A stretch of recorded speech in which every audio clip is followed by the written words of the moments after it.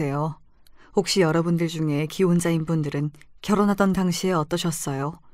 양가로부터 허락을 무던하게 받아내셨나요? 우리나라는 아직도 솔직히 결혼할 때 양가의 동의와 허락이 너무나도 중요하잖아요. 다 큰 성인이 되었다고 해서 결혼이라는 대소사를 멋대로 결정할 수가 없죠. 결혼식의 형태만 보더라도 우리나라는 가족이라는 울타리가 정말로 중요하니까요. 각설하고 저는 제 남편과 결혼하던 당시에 정말로 처절한 반대에 부딪혔던 사람입니다. 엄마, 제가 사랑하는 여자를 만나서 결혼하고 가정 예쁘게 꾸려서 살면 좋겠다고 그러셨었잖아요. 그런데 왜 이렇게 단호하게 반대를 하세요? 이 사람이 바로 제가 결혼하고 싶은 그런 여자란 말이에요. 인사를 드리러 간 자리에서 단칼에 반대부터 당했고 저는 너무 당황해서 정신이 멍해졌는데 옆에서 남편은 이건 꿈이야 라는 표정이 되어서 득달같이 따지고 있었습니다. 공사 다 망하신 시아버지께서는 갑자기 일이 생겨서 급한 외출을 하신 참이었으며 시어머니 혼자 저희 두 사람을 맞이하고 계셨죠. 남편의 외침에도 시어머니께서는 눈 하나 깜짝 안 하셨어요. 남편이 혼자 흥분해서 횡설수설하도록 냅두시더라고요. 그러면서 고급스러운 찻잔을 들어 여유롭게 천천히 차를 음미하셨습니다. 참고로 제 앞에 놓인 것은 찻잔이 아니라 평범한 유리잔이었으며 그 안에는 차가운 물이 들어있었죠. 냉수를 대접받은 것이었습니다. 차를 몇 모금 드시더니 시어머니께서는 느긋한 목소리를 내셨지요. 수준 미달이야. 그래서 안 돼. 시어머니께서는 그렇게 말씀하시며 제 쪽을 힐끗 쳐다보셨는데 그 시선이 차갑다 못해서 경멸이 담겨있는 것만 같아서 저는 심장이 철렁 내려앉았습니다. 남편은 이제 아예 울컥 화가 치민 상태였고요. 그런 말도 안 되는 소리 하지 마세요. 이 사람이 어디가 수준이 떨어진다는 건데요. 그럼 내가 어디 진짜 신랄하게 다 짚어줘봐? 그래야 네가 납득을 하겠어? 엄마가 대체 뭘 짚으실지 짐작도 안 가서 그냥 어이가 없을 뿐이네요. 네, 어디 말씀을 해보세요. 대체 엄마의 눈에는 이 사람의 뭐가 그렇게 부족해 보이는지요? 시어머니께서는 그 발언을 후회하지 말라고 하셨고 남편은 당연히 후회할 일 없다면서 자신만만해 하다가 문득 제 생각이 났는지 아차 싶은 얼굴이 되어서 저를 쳐다봤습니다. 순간적으로 제가 옆에 있다는 걸 잊고서 남편이 감정적으로 멋대로 굴고만 것이었으니까요. 하지만 남편이 자기 모친 앞에서 저 때문에 크게 대든 상황인데 이러면 저는 괜히 점수만 깎이는 거 아닌가 싶어서 그게 걱정일 따름이었습니다. 그런 불안감과 초조함을 담은 표정으로 남편을 쳐다봐 주었어요. 그뿐이었죠. 다른 말은 안 했고요. 그러자 남편이 속상하다는 한숨을 내쉬었고 시어머니께서는 표독스러운 눈빛으로 저를 째려보신 후에 이렇게 입을 여셨습니다. 저는 한껏 긴장한 채로 귀를 기울였고요. 일단 생긴 것만 봐도 그렇잖아.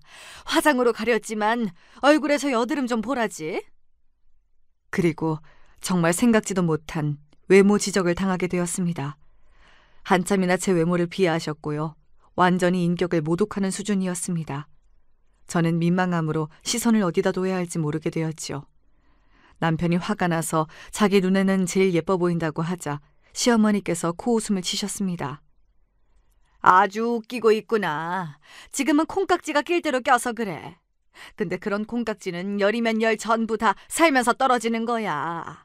그리고 너는 내가 지금 단순히 외모적인 부분이 마음에 안 들어서 결혼을 반대한다고 생각하는 거니? 그 이전에 집안 점수도 꽝이야. 어디 그딴 형편없는 집구석을 들이밀어? 내가 그딴 집구석하고 사돈을 맺어야겠어? 그건 말도 안 되는 짓이지. 그러더니 이번에는 제 집안의 욕을 한참이나 하셨고요. 듣는 입장에서는 망연자실해져서 확 도망가 버리고 싶어질 정도로 아주 신랄하게 비난을 하셨어요. 제가 친정이 좀 변변치 않긴 했습니다. 사는 형편이 좋지 못했어요. 그리고 제가 5남매인데 그 중에서 막내입니다. 딸, 아들, 딸 이렇게 5남매요. 가난한 집안에서 자식의 성별 순서가 이렇다는 것은 왠지 짐작이 가시지요. 비록 형편은 좋지 못했으나 아들 사랑은 여느 부잣집 못지않게 대단한 집이 저희 친정집이었고요. 제 바로 위 형제인 오빠만 독차지할 수 있는 모든 것은 다 독차지하고 살았습니다. 첫째 큰언니는 초등학교까지만 나왔어요. 그 당시에는 국민학교였지요. 그마저도 학교 수업을 빠질 때가 종종 있었습니다. 왜냐고요? 집안일을 비롯해서 각종 일을 해야만 했기 때문입니다. 그때 그 시절 자식의 머릿수는 곧 집안의 노동력이기도 했으니까요. 할 일이 많은 날은 그날이 큰언니가 수업을 못 가는 날이었습니다.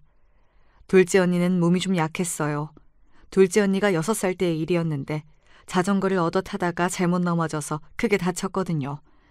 가까운 병원으로 일단은 가족들이 달려갔습니다.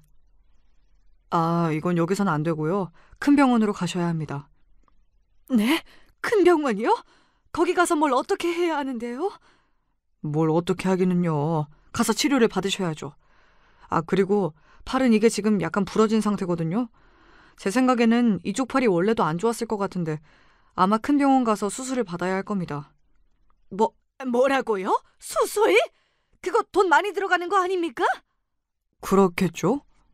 병원 측에서 시큰둥하게 나올 때 저희 가족들은 사형 선고라도 들은 것처럼 절망 속에 주저앉고 있었습니다. 친정엄마는 하염없이 눈물을 훔치시며 둘째 언니의 몸을 어루만지셨고 제발 나으라고 기도를 하셨습니다. 당연한 소리지만 저희 집엔 돈이 없었거든요. 돈이 없을 뿐만 아니라 큰 병원까지 갈 여력조차 안 되었습니다. 게다가 하필이면 그 시기는 고모부라는 인간이 저희 가족에 없는 돈마저 빼돌려서 사기를 치신 지 그렇게 얼마 안 지났을 때였어요. 벼룩의 간을 빼먹어도 그것보다는 나은 상황이었을 거예요. 가뜩이나 쪼들리는데 그래도 한 집안이 어떻게 등쳐먹고 그 적은 돈이라도 챙겨서 도망갈 수나 있었는지. 다시 생각해도 기가 막히고 어처구니가 없을 따름입니다. 돈도 잃고 정신적 충격이며 온갖 배신감에 휩싸여 있던 저희 가족이었고 둘째 언니를 치료할 형편은 죽었다 깨어나도 되지 않았습니다. 결국은 동네에서 수소문을 해다가 약 잘 짓는다는 곳을 알아냈고 거기서 약을 지어다가 둘째 언니한테 먹인 게 전부였죠. 자전거 사고를 당한 이후로 한 반년 정도는 둘째 언니가 시름시름 앓았을 거예요. 그러다가 시간이 더 지나서는 그럭저럭 괜찮아졌고요. 돈을 마련해서 둘째 언니를 큰 병원으로 데려갔던 것은 자전거 사고 이후로 딱 3년여가 지났을 때였습니다. 아이고 이런, 바로 오셨어야 했는데. 왜요? 뭐가 문제가 있나요? 지금은 좀 늦은 감이 있고요. 이미 팔이 잘못 붙어버린 상태입니다. 네? 잘못 붙었다고요? 저희 딸이 팔 쓰는 걸 작년까진 거의 못하다가 그래도 올해 들어서는 그냥저냥 쓰고 있거든요. 제가 보기에는 생활을 잘 하고 있는데요. 그게 잘못 붙은 거라고요? 네, 팔의 모양을 보셔도 아시겠지만 잘못 붙었어요.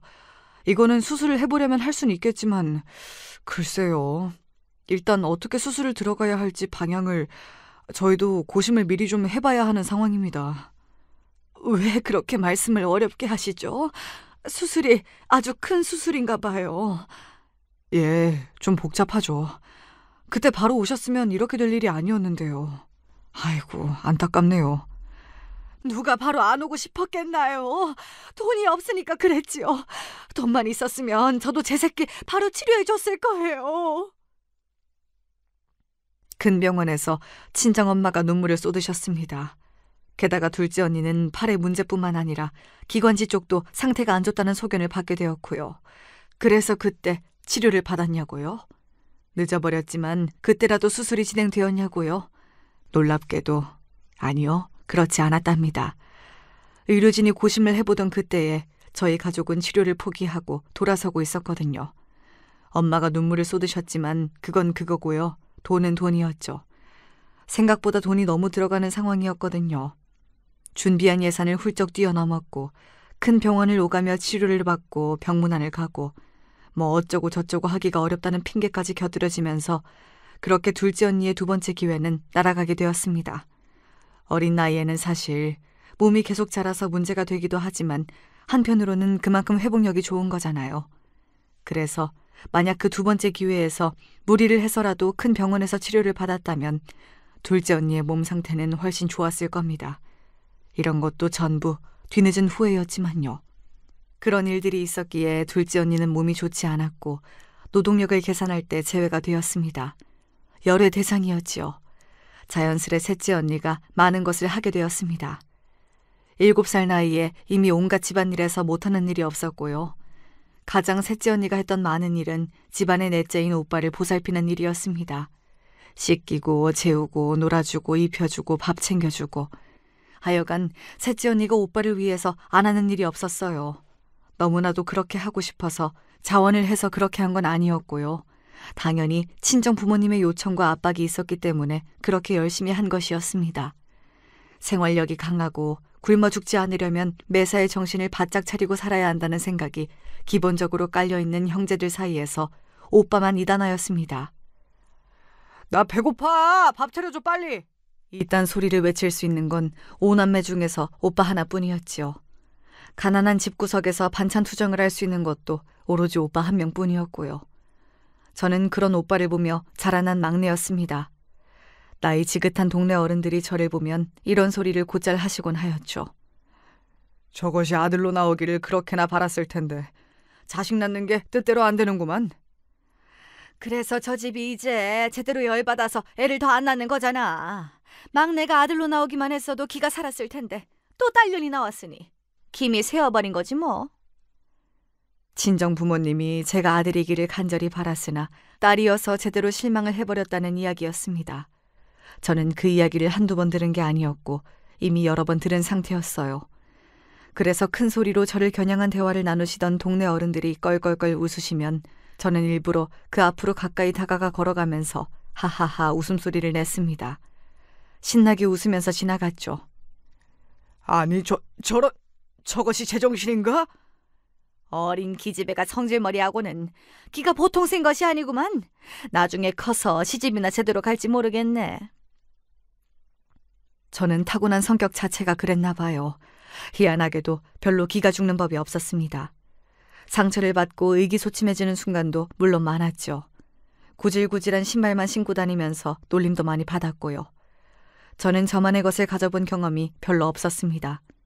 언니들이 쓰던 것, 간혹 오빠가 쓰던 것까지 몽땅 물려받아서 사용하는 신세였기 때문입니다.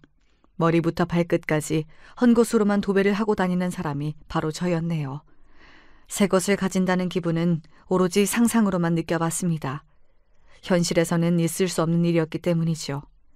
이런 환경이라면 자연스레 주눅이 들 수밖에 없었을 텐데 저는 그런 것 치고는 되게 덤덤한 아이였어요. 그래서인지 언니들은 저를 향해서 제 성격이 부럽다고 이야기를 해준 적이 많았지요. 큰언니는 나이 꼭 30에 시집에 갔습니다. 착하고 수더분하고 가정적이고 그리고 가난한 집안의 장남인 형부에게요. 형부가 4남매 중에 첫째 장남이셨고요. 큰언니가 웃으면서 말했습니다. 그래도 난 내 밑으로 동생이 넷인데 내가 더 규모가 크네? 규모가 크다는 그 표현이 저는 왜 그렇게나 두고두고 잊히지가 않던지요. 큰언니는 시집에 가서 시부모님 수발 들면서 시동생들 챙기면서 그렇게 정신없이 하루도 혼이 안 빠지는 나날이 없이 지냈습니다. 매일 양말에 구멍에 대고 바느질을 하는 것은 정해진 일과라고 하였고요. 둘째 언니는 몸이 아파서 시집에 갈 자신이 없다고 했던 사람입니다. 그러다가 27에 결혼을 했어요. 부모도 없고 형제도 없고 그리고 가진 거라고는 몸뚱이와 단칸방이 전부인 가난한 형부와 결혼을 했습니다. 돈은 적게 벌어도 어쨌든 둘째 형부는 다니는 직장이 있었고요. 심성이 여리고 착한 사람이었습니다. 친정 부모님은 자전거 사고 때문에 몸이 그렇게 된 딸을 받아준 남자가 있다는 것만으로도 너무 감사한 일이라면서 눈물을 훔치셨습니다. 둘째 언니가 결혼을 하고 나자 그제야 큰언니가 이제 됐다는 생각으로 결혼을 하게 되었던 것이고요. 순서가 그랬네요. 그리고 셋째 언니는 결혼을 아주 늦게 했습니다. 36에 했으니까요. 결혼을 미루며 살았던 이유는 하나였습니다. 내가 시집가면 우리 부모님은 누가 챙겨드리나? 내가 있어야 돼. 아무래도 셋째 언니는 착한 자식병이라는 것이 존재한다면 그 병에 진작 걸려있던 것이 틀림없었습니다. 효도만이 살 길이라고 생각을 하는 것처럼 셋째 언니는 그렇게 살았죠. 20대 때 벌었던 돈도 고스란히 가족들을 위해 쓴 사람이었으니 무슨 말이 더 필요할까요? 하지만 그런 셋째 언니는 결국 그렇게 산 걸 후회하며 괜히 결혼을 미루다가 늦은 나이에 시집을 가서 부끄럽게 되어버렸다는 말을 했답니다. 그렇게 된 계기가 있었지요. 그 이전에 넷째인 제 친정오빠 말인데요. 제 오빠한테 이런 소리를 하긴 좀 미안하지만 정말이지 꼴통이 따로 없었습니다.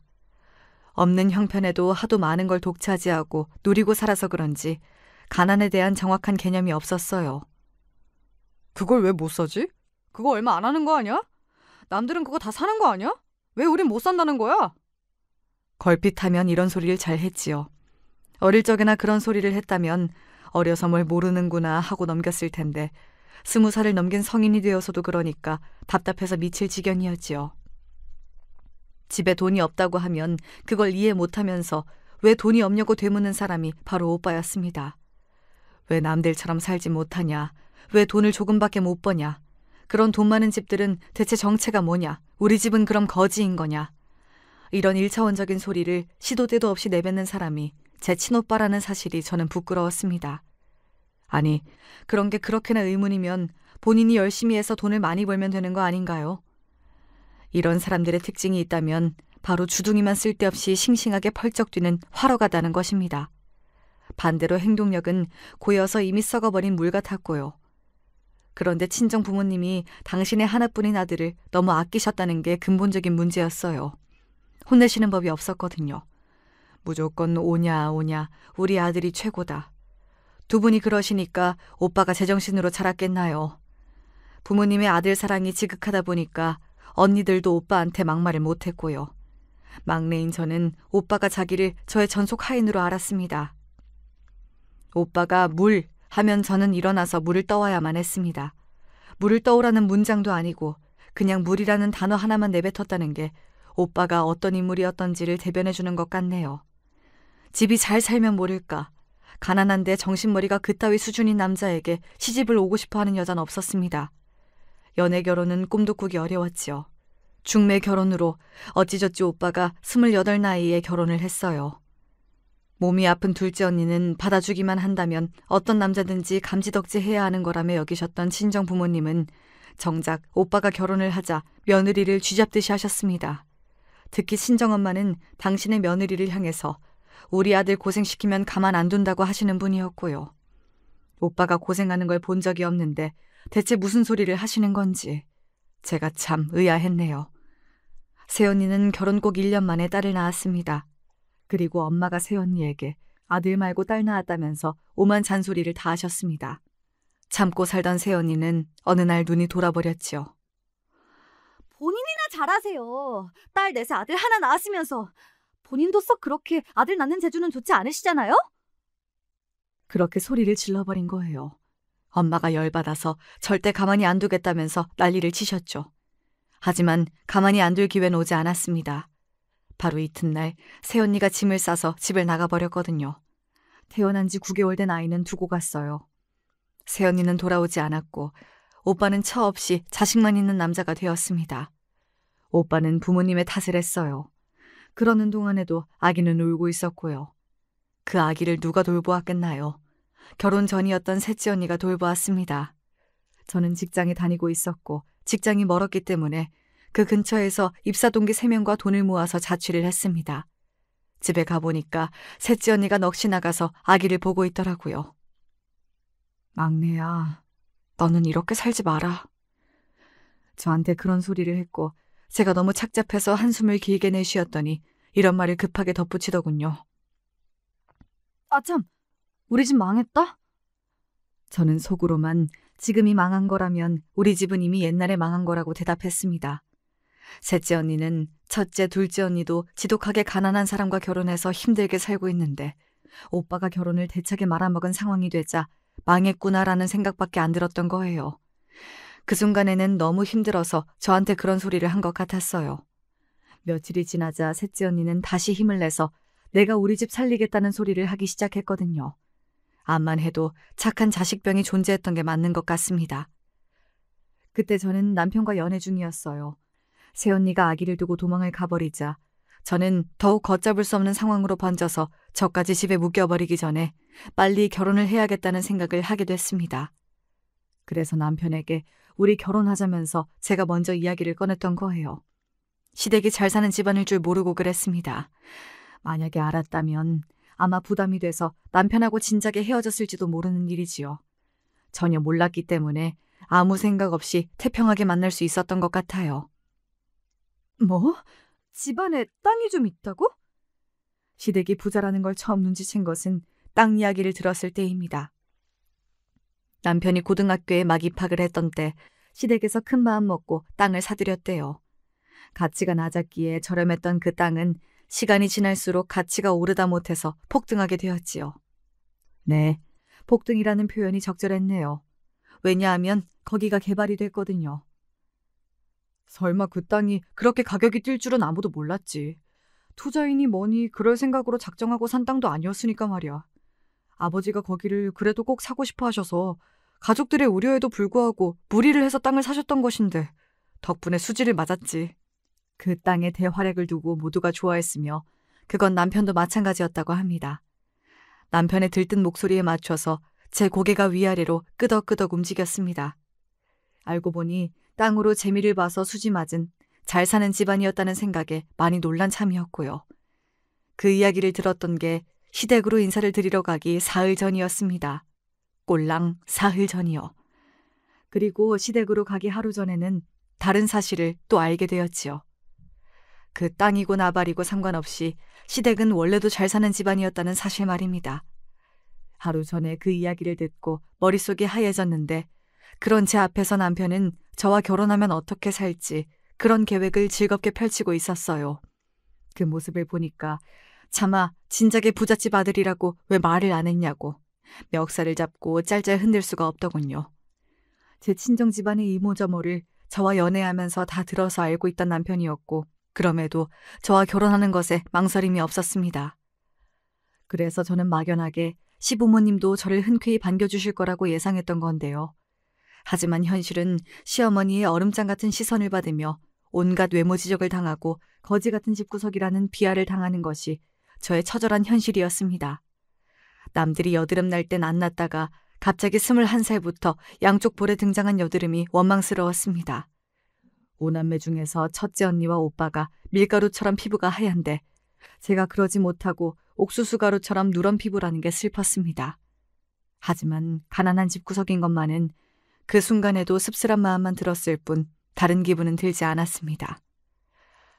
세상에 널린 게 여자인데 어디서 하필이면 외모이며 집구석까지 전부 수준 미달인 저런 부끄러운 여자하고 결혼을 한다고 그러니? 아무튼 나는 절대로 허락 못 해준다. 시어머니께서 그렇게 외치셨을 때 남편은 결연한 얼굴로 저를 쳐다보았습니다. 그리고 고개를 끄덕해 주었어요. 저는 그것만으로도 의미를 알아들었는데 잠시 후에 남편이 굳이 자기 행동에 대해서 해석을 덧붙여 주더군요. 걱정하지 마. 나는 엄마가 지금 무슨 소리를 하시든 그걸 전혀 따를 마음이 없어. 나 믿지? 나만 믿고 따라오면 돼. 저는 당황했고 시어머니께서 머리끝까지 화가 나셔서 찻잔을 들어 남편에게로 끼얹으셨습니다. 미근하게 식어빠진 찬물이 남편의 얼굴로 향했죠. 그러나 남은 양이 얼마 되지 않았기 때문에 볼이랑 코를 살짝만 촉촉하게 만드는 것에 그치고 말았습니다. 남편은 여전히 의기양양한 기색이었고요. 너 정말 미쳤니? 수준 낮은 여자하고 놀아나다 보니까 너도 그렇게 되어버린 거야? 저 어머님, 말씀 중에 죄송합니다만. 뭐? 어머님? 누가 네 어머님이야? 그리고 죄송할 것 같으면 아예 하지 마. 입을 다물라고. 그렇다고 아주버님이라고 부를 순 없잖아요. 이미 입을 열었으니까 이왕 열어버린 입으로 마저 말씀드리겠습니다. 어머 세상에 미쳤구나. 맹랑하게 싸가지 없는 것 좀 봐. 역시 수준하고는. 어머님이 하신 말씀이 다 맞습니다. 뭐라고? 그럼 헤어지겠다는 소리? 아니요. 그건 안 될 것 같아요. 어머님 말씀대로 제가 못난이인 것도 맞고요. 집구석 수준도 낮은 거 맞습니다. 어머님의 지적을 들을 때마다 너무 수치스럽고 창피해서 눈물이 나올 뻔했는데요. 간신히 울음을 참아내고 나서 얼른 생각을 해봤어요. 제가 부잣집 아들이랑 결혼을 하고 싶은 건지 아니면 그냥 이 사람 자체를 보고 결혼하고 싶은 건지. 답은 후자입니다. 저는 제 옆에 있는 이 사람이 부모 형제도 없는 단칸방살이 신세라고 해도 결혼할 생각이거든요. 저를 가득 채우고 있던 민망함이 씻겨져 나간 자리에 의연함이 치고 들어왔습니다. 당당하게 시어머니를 마주볼 자신이 없었기에 그러는 대신 저는 당당하게 제 자신을 마주봤어요. 제가 지금 어떻게 하고 싶은 건지, 저라는 사람이 어떤 강점이 있는지 그걸 똑바로 마주봤더니 이야기할 거리가 생겨나더군요. 부모 형제 없는 단칸방 신세? 비약이 좀 심하네. 그런 남자랑 결혼하고 싶은 여자가 어디에 있어? 있어요. 모르시죠? 저희 언니가 실제로 그런 형부와 결혼을 했답니다. 둘이 안 싸우고 잘 살아요. 뭐야? 저런 미친 상놈의 집안을 다 보았나? 어머님이 보시기에는 상놈의 집안일 수도 있겠죠. 하지만 어머님, 상놈의 집안이 있어야 부자나리 집안도 빛을 발하는 거 아닐까요? 돈이 억만금이 있다고 한들 만약 그 돈을 쓸 곳이 없다면 그 돈은 무용지물이겠죠. 바보가 존재해야 천재가 천재 소리를 들을 수 있을 거예요. 세상은 공평하지 않습니다. 어머님처럼 호화 생활을 하는 계층이 있는 반면 하루 벌어서 하루를 살고 그 다음 하루를 걱정하며 잠이 드는 계층이 있는 거죠. 그리고 하루를 간신히 살아내는 그 사람들이 없다면 어머님의 멋진 찻잔도 더 이상 멋지지 않을 거예요. 어머님이 무시하고 외면을 하셔도 어렵게 사는 계층이 이 사회에 다수 존재한다는 건 확실한 사실이고 부정할 수 없는 진실입니다. 그들 없이 살아가실 순 없어요. 그래서 지금 나한테 무슨 말이 하고 싶은 거야? 저는 어머님의 옆에서 함께 빛날 수가 없어요. 잘 아시다시피 저라는 존재 자체가 그런걸요. 하지만 대신에 저는 어머님을 더욱 빛나게 해드릴 수 있습니다. 왜냐하면 빛은 어둠 앞에서 대조되어서 더욱 빛나는 법이니까요. 어머님, 살면서 똥 한 번씩은 밟고야 하는 게 사람 인생인데요. 어차피 똥을 밟게 되실 거라면 지금 저라는 똥을 밟으시는 게 어떨까요? 지금 제가 생각해도 믿겨지지 않을 정도로 그 순간에 저는 완전히 무대뽀로 굴고 말았습니다. 말도 안 되는 우기기였어요. 하지만 남편은 눈이 커다래져서 저를 보다가 이내 기대감이 가득해진 눈빛으로 시어머니를 바라봤고요. 제가 긴장으로 땀이 찬 주먹을 몰래 꽉 쥐면서 시어머니의 대답을 기다렸습니다. 침묵만 오갔고 저는 인생에서 그렇게 긴장을 해본 적이 없었죠. 마침내 시어머니께서 침묵을 깨고 입을 여셨어요. 이래서 수준 낮은 것들은 안 된다니까. 혀를 끌끌 차시며 자리에서 일어나셨는데 제가 실망하려던 찰나 순간적으로 그 입가에 걸린 미소를 보고 말았습니다. 휙 돌아서서 방으로 걸음을 옮기시는 뒷모습을 멍하게 보다가 천천히 남편과 시선을 교환하였어요. 같은 걸 목격했는지 남편도 얼떨떨한 모습이었고 이내 저희는 손을 꽉 잡으면서 소리 없이 기뻐했습니다. 이틀 뒤 시아버지까지 함께한 자리에서 다시 정식으로 인사를 드렸고요. 제 배경을 들으신 시아버지께서는 난처한 기색이셨는데요. 반대를 하며 불같이 화를 내셔야 마땅할 시어머니께서 가끔 한숨이나 내쉬고 마시는 것에 시아버지는 더더욱 난처해하고 계셨지요. 영문을 모르셨던 거예요. 남편이 저와의 결혼을 강력히 주장하는 가운데 시어머니마저 뚜렷한 반대 없이 한숨만 내쉬시니까 결국 시아버지께서 허락을 해주고 마셨습니다. 제 결혼 소식을 듣고 막내가 시집가냐면서 세월이 야속하다는 반응이나 해주던 친정 식구들은 제 시댁 집안 이야기를 듣고 나자 전부 다 약속이라도 한 것처럼 사례가 들렀습니다. 친정엄마는 반쯤 혼절을 하셨고요. 오빠는 이제 자기가 팔자 펴는 거냐면서 신이 났는데 저는 말끔히 무시해 주었습니다. 다른 사람들 다 도와줘도 오빠를 도울 생각은 없었으니까요. 제가 부잣집에 시집가게 됐다는 소식이 퍼지자 고향 동네 사람들도 난리가 났습니다. 사람 인생 모르는 거라면서 신기해했고요. 하지만 저를 두고서 죽도록 고생 많이 하겠다는 추측도 많이 나왔습니다. 시댁에 비해 친정이 기울어도 너무 기울었으니 제가 도리 없이 기가 팍 죽어서 시달리며 지낼 며느리라고 주변에서 다들 그렇게 짐작했던 듯 싶어요. 하지만 저는 대연자약하기만 했답니다. 힘들면 어쩔 거고 고되면 또 어쩔 텐가. 죽기야 하겠어? 매일 나 자신을 다잡으면서 살면 그만인 거야. 하루하루 살다 보면 그게 차곡차곡 쌓여서 어느새인가 지난 세월이 되고 마는 법. 전부 다 지나버릴 것들이야. 앞으로 일희일비하면서 살지 말자. 저는 외유내강이었어요. 의연하고 굳세였죠. 그래서 그 시절 어려운 시집살이를 다 버텨냈습니다. 시어머니께서는 틈만 나면 저에게 오만트 집을 다 잡으셨고 시누이 2명도 만만치 않았거든요. 하지만 보통이 아닌 집구석에서 자라온 저에게 상처를 주기란 그들로서도 쉽지 않았던 것입니다. 저는 버텼고 버티는 게 결국 승리하는 거였네요. 시누이들도 시간이 갈수록 자기들이 졌다는 기색이었습니다. 게다가 자식들도 둘 다 아들을 낳아서 시댁 사람들에게 이 점을 인정받기도 했었고요. 대를 잇는 건 문제가 없네. 한시름 덜었어. 아주 든든하구만. 무뚝뚝한 시아버지께서 당신의 어린 손자들을 보며 미소를 지으실 때마다 늘 신경질이 나 있고는 하던 시어머니의 짜증스러운 표정도 옆에서 함께 누그러지는 듯 하였답니다. 아들만 연달아 둘 낳은 걸 두고 시어머니께서는 저에게 어느 날 최고로 쓸모 많은 며느리라는 소리를 해주신 적도 있었네요. 최고로 쓸모가 많다니. 그 당시에도 듣고서 어리둥절했었지만 오랜 세월이 흘러서 나이가 한껏 들어버린 지금에 와서도 그걸 곱씹어보면 다시금 어리둥절한 웃음이 난답니다. 아들이고 딸이고 간에 왜 그렇게 옛날 사람들은 자식의 성별에 너무 매여서 살았나 모르겠어요. 지나고 나면 전부 다 부질없는 것들인데 말입니다. 정작 중요한 것은 그런 것에 있지 않음을 옛날엔 다들 몰랐나 봐요. 근데 저도 그걸 잘 몰랐으니까 아들을 둘 낳아서 다행이라며 몇 번이고 가슴을 쓸어내렸던 것이겠지요.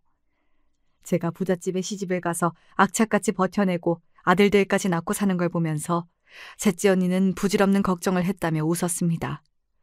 막내인 제가 이렇게 앞길이 잘 풀릴 줄 알았다면 자기가 진작에 아무 염려 않고 시집을 일찍 갔었을 거라며 두고두고 후회하기도 하였고요.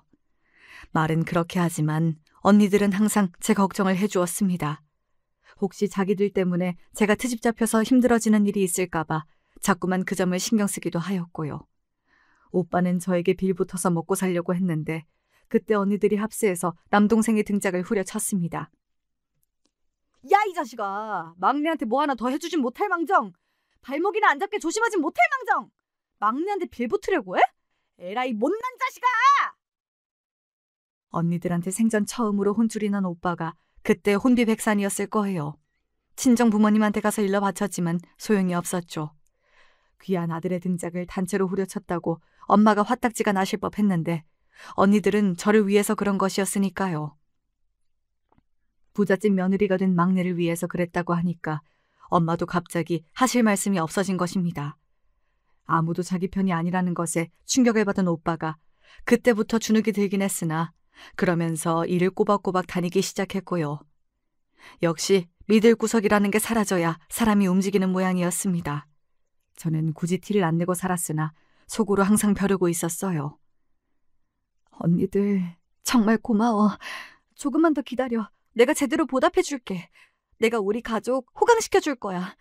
아직은 내 입지를 다지고 신뢰를 쌓는 단계니까 조금만 더 기다려주라. 이젠 진짜로 얼마 안 남았어. 집안 형편이 그러했는데, 살아온 모습이 그러했는데 제가 왜 친정을 안 도와주고 싶었겠나요?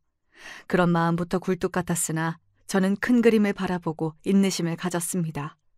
일부러 남편에게도 제 친정을 굳이 도와줄 것 없다고 그랬어요. 시부모님을 비롯하여 온 시댁 사람들이 저를 주시하고 있다는 걸, 아닌 척해도 다 저를 살펴보고 있다는 걸 저는 잘 알았습니다.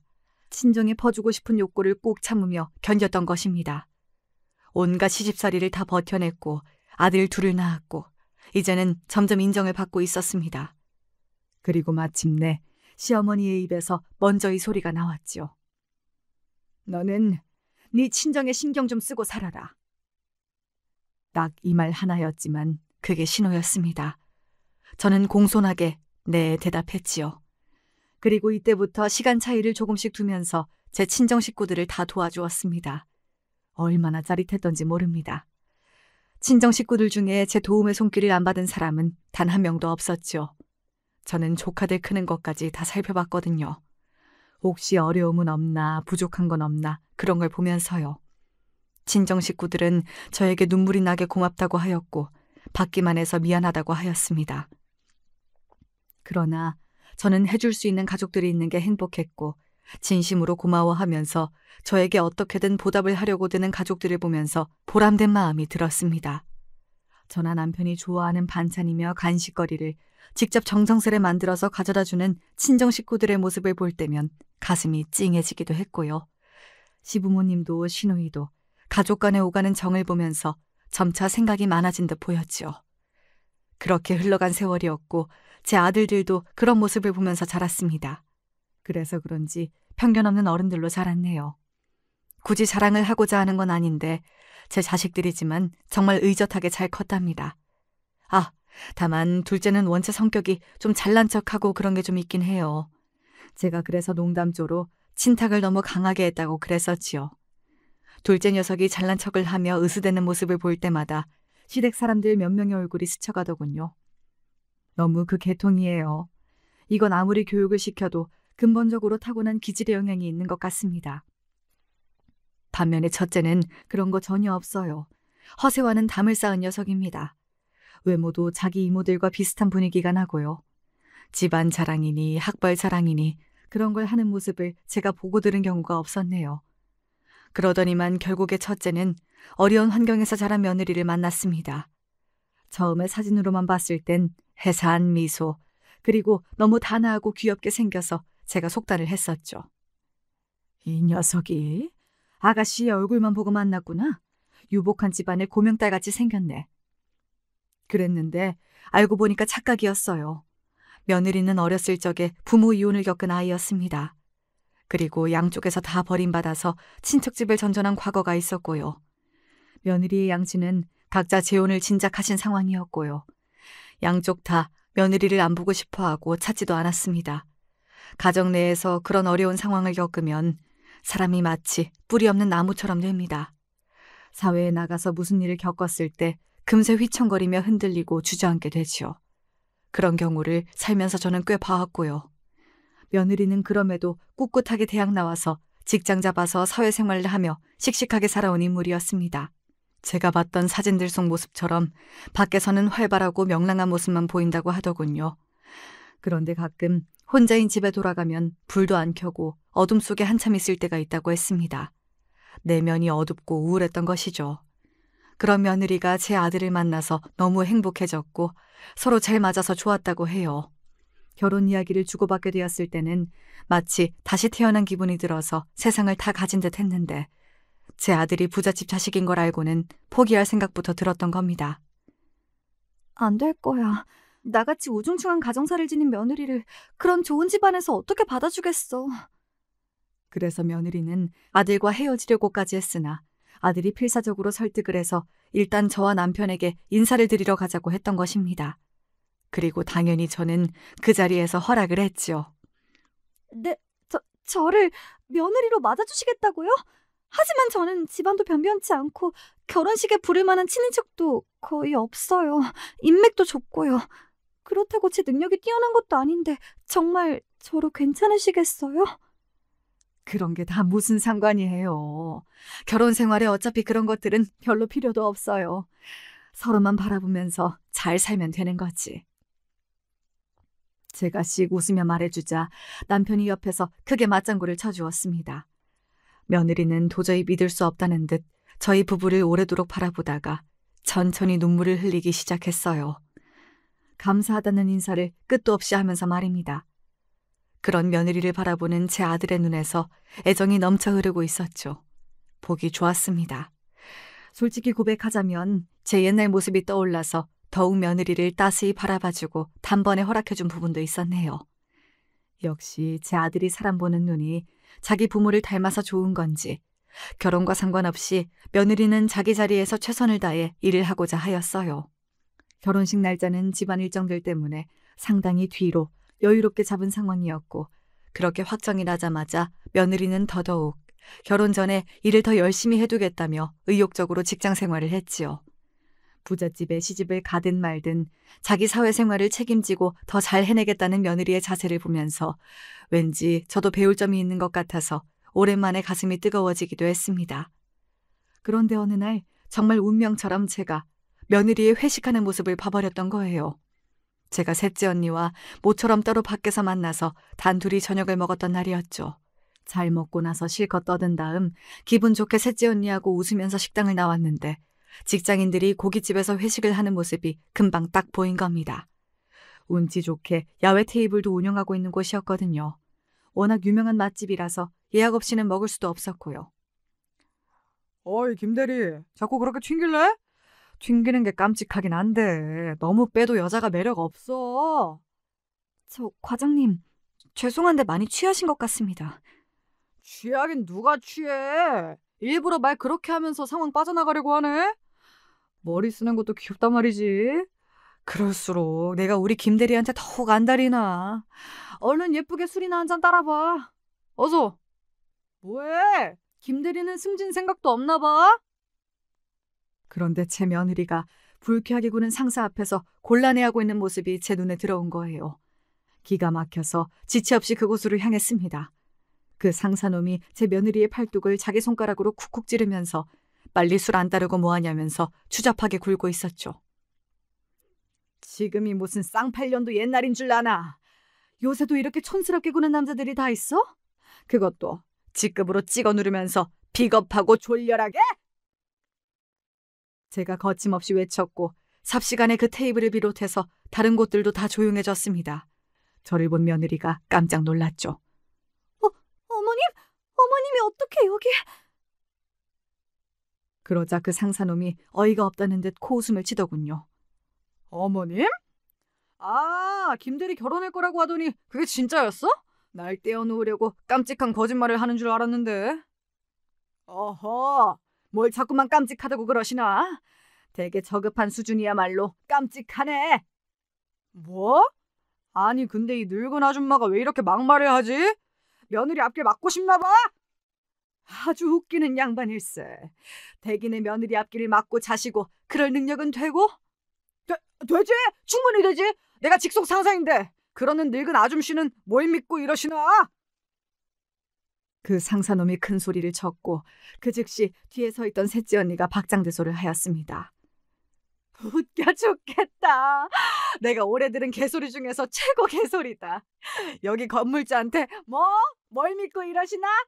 기업 회장 사모님한테 뭘 믿고 이러시나? 아이고, 내 배꼽 빠진다. 내 배꼽 도망간다. 그러자 그 상사놈은 쥐기가 싹 가신 망연자실한 얼굴이 되었습니다. 깜짝 놀라서 며느리를 쳐다봤으나 확인 사살이라도 하듯이 머쓱하게 웃는 며느리의 반응을 보고 더욱 당황을 하더군요. 그때 마침 소란을 듣고 달려온 여기 고깃집 사장님이 저를 알아보고는 허리를 숙여 인사를 보내왔습니다. 아이고 여사님, 안녕하십니까? 그러자 눈치를 보고 있던 다른 직원들이 얼른 다가와서 함께 저한테 인사를 올렸습니다. 제가 이곳의 건물을 가지고 있었기 때문에 셋째 언니하고 이쪽에서 만나 밥을 먹은 것이었거든요. 사장님은 이 세상에서 가장 이해 안 되는 생명체를 바라보듯 그 상사놈을 힐끗 째려보셨습니다. 며느리의 직장 동료들은 이제 숨이 넘어가도록 놀란 참이었습니다. 개념 상실한 상사놈은 넋이 나가버렸고요. 아니, 그럼 설마 정말로 김대리가... 뭘 그렇게 중얼대시나? 지금 그럴 때가 아닌 것 같은데. 순서도 가르쳐줘야 하는 건가?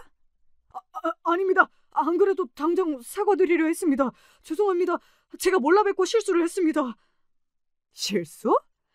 댁은 실수와 잘못의 차이도 구분 못하는 멍청이인가 보군.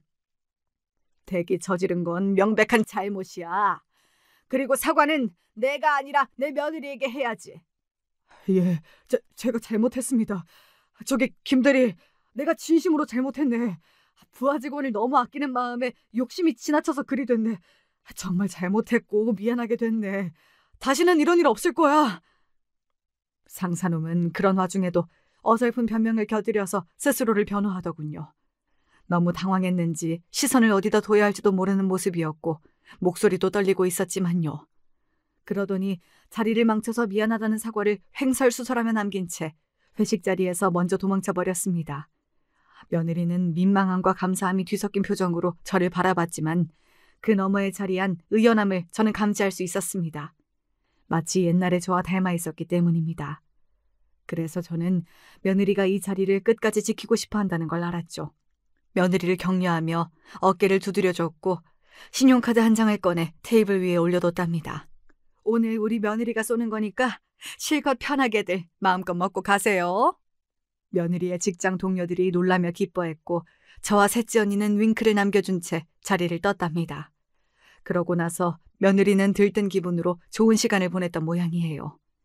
그 상사놈이 워낙 악질이라 다들 속으로 욕을 하면서도 꾹 참고 있었는데 이렇게 일이 터지니까 속 시원해하면서 신이 났다고 하더군요. 며느리하고 다들 이야기꽃을 한참이나 피웠다네요. 그 이야기를 이튿날 저녁 며느리가 너무 행복한 표정으로 전해줘서 듣던 저도 행복해졌답니다. 어머님, 제가 앞으로 두고두고 은혜 갚는 며느리가 되겠습니다. 꼭 보답하겠습니다. 그럴 것 없어. 그냥 즐겁게 열심히 살면 되는 거야. 그게 보답하는 거지. 행복한 아들 며느리 부부의 모습을 보는 게 나로서도 가장 좋은 일 아니겠니? 제가 웃으며 말해주자 며느리가 눈물을 글썽이며 고개를 끄덕였어요. 그러더니 이렇게 묻더군요. 저도 언젠가는 어머님처럼 될 수 있을까요? 그 질문이 제 가슴속 아주 깊은 곳에서 찌르르한 울림을 만들어냈습니다. 갑자기 인생을 잘 살아왔고 보람이 넘치는 인생이었다는 감상이 파도처럼 밀려들더군요. 바로 이 순간 며느리와 이런 대화를 하며 앉아있기 위해 지난 세월이 존재하였다는 생각이 들면서 모든 운명의 퍼즐은 사실 준비되어 있었다는 그런 직감이 들었습니다. 저는 즉답을 해주는 대신 앞으로 조금씩 며느리에게 저의 옛날 이야기를 들려주겠다고 하였습니다. 저의 지난 이야기가, 즉 대답을 대신해 줄 테니 말입니다. 며느리는 제 아들과 멋진 결혼식을 올렸고 더없이 잘 살아가고 있답니다. 참고로 다니던 그 직장을 그만두지 않았고요. 승진을 해냈어요. 대단하죠?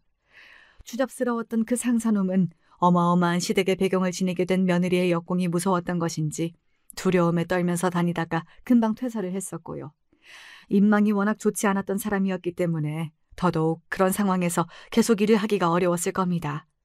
그러니 어디에서든지 사람이 정도를 지키며 살아야 하는 것 같네요. 제 이야기는 여기서 맺을게요. 앞으로 펼쳐갈 제 인생의 이야기가 더 많이 남아있으니 조만간 다시 사연의 문을 두드리게 될지도 모르겠습니다.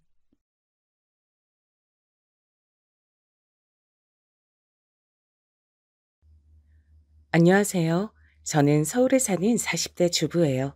어딘가에 한 번쯤은 제 얘기를 털어놓고 싶었는데 이런 데 하소연할 수 있어서 너무 좋네요. 사실 시댁 얘기하는 것도 어찌 보면 제 얼굴에 침 뱉기이긴 한데 말 안 하고 살면 정말 화병 걸릴 것 같아서요. 인생에서 되돌릴 수 있는 시간이 있다면 저는 결혼하기 전으로 돌아가고 싶어요. 사실 우리 남편에게 엄청 불만이 있다기보단 저희 어머니 때문에 그렇거든요. 본래 사돈끼리 자주 보는 거 아니라지만 정말 어쩜 이렇게 친정과 시댁은 차이가 나는 걸까요? 제가 결혼했을 무렵 초반엔 우리 어머니 참 좋으신 분인 줄 알았어요. 그리고 왜 그거 있잖아요. 시어머니들이 많이 하는 거짓말이요. 그거 우리 어머니도 저한테 하셨거든요. 예, 영미야. 난 너를 내 딸이라고 생각해. 내가 딸이 또 없잖아. 그러니까 널 이제 앞으로 딸처럼 여기면서 살 거야. 우리 알콩달콩 예쁘게 잘 지내보자. 생각해보면 전 남편이랑 결혼했는데 왜 결혼해서 어머니랑 예쁘게 잘 살아야 했던 걸까요? 이런 부분에서 어리버리했었지만 저희 엄만 이때 제가 잘하길 바라셨어요. 엄마는 시집살이 그렇게 심하게 안 해봐서 잘 모르겠어. 네 아빠도 일찍 우리 곁을 떠났고 그 뒤로 할머니나 고모들 보고 산 적도 없어서 말이야. 그래도 어쨌든 시어른들한테 잘하면서 살아. 이뻐해 주신다니 감사한 일이지. 그래서 그냥 철석같이 엄마 말만 순진하게 듣고 따랐어요. 이른바 저도 착한 며느리가 되겠다는 병에 걸렸던 거예요. 그리고 제법 초반에는 어머니랑 잘 지내서 같이 쇼핑도 다녔죠. 어머니는 엄청 쇼핑을 좋아하시더라고요. 내가 여기 백화점 푸드코트랑 여기랑 여기 층에 있는 매장을 아주 좋아해. 너는 백화점 구경 안 좋아하니? 내가 립스틱 하나 사줄 테니까 같이 데이트하자. 그래서 몇 번 따라다녔는데 전 본래 그런 치장하는 데에 관심이 없어서 그런지 재미가 없더라고요. 암튼 어머니는 꽤 돈을 많이 쓰시는 듯 했는데 이런 부분에서 전 고개를 갸우뚱하게 됐어요. 왜냐면 신혼여행 후 시댁에 몇 번 들렸는데 그렇게 막 여유 있는 형편이 아니었거든요. 아파트에 살고 계시긴 했지만 작은 20평대 집이었고 실평수보다 좁게 나온 편이었어요. 그리고 아버님은 밤에도 대리운전을 하고 꽤 바쁘셨어요. 저희 신혼집도 그렇게 넉넉하게 해주시진 못했고 우리도 근처에 브랜드가 없는 작은 아파트를 20평대로 얻었거든요. 그런데 상대적으로 어머니 씀씀이는 꽤 큰 편이었고 덜컥 5만 원짜리 립스틱을 선물해 주시고 할 때 약간 걱정스럽더라고요. 저기 어머니, 전 이런 거 잘 안 써요. 이런 명품 브랜드 립스틱은 저한테 부담스럽기도 하고 뭔가 잘 안 맞더라고요. 전 괜찮으니까 다른 사람 주셔도 돼요. 제 말에 어머니는 부담 갖지 말라고 받으라고 하시니 어쩔 수 없이 받아 챙기긴 했답니다. 근데 이때는 저도 신혼 무렵이니까 꽤 시댁에 몇 번씩 갔었는데요. 본의 아니게 시작부터 어머니 흉으로 시작하게 되네요. 아무튼 60대가 넘으신 어르신이 낮에는 그렇게 백화점 구경하고 화려하게 두르고 다니시고 오후에 집으로 들어가셔서는 밥도 잘 안 하시더라고요. 이땐 부담 못한 제가 몇 번 차렸어요. 어머니, 이제 곧 있으면 아버님 퇴근하실 시간인데 남편도 이리로 오라고 부를게요. 그래, 그래, 좋다. 명훈이랑 다 같이 먹으면 너무 좋지. 근데 뭐 만들고 치우려면 귀찮지 않니? 뭐 시켜 먹자, 우리. 에이, 어머니, 여기 앞에 마트 있는데 제가 간단히 장 봐올게요. 저번에 보니까 아버님은 외부 음식 안 좋아하시는 것 같아서요. 그러자 어머님은 얼굴을 찡그리며 고개를 절레절레 지으시더라고요. 그러게 말이야. 네 시아버지는 그렇게 입이 까다로워. 꼭 집에서 누가 해준 밥만 먹으려고 든다니까. 피곤해 죽겠어 정말. 밥 정도는 자기가 알아서 차려 먹을 것이지. 내가 명훈이 장가 보내놓고도 남편 밥 차리면서 살아야겠니?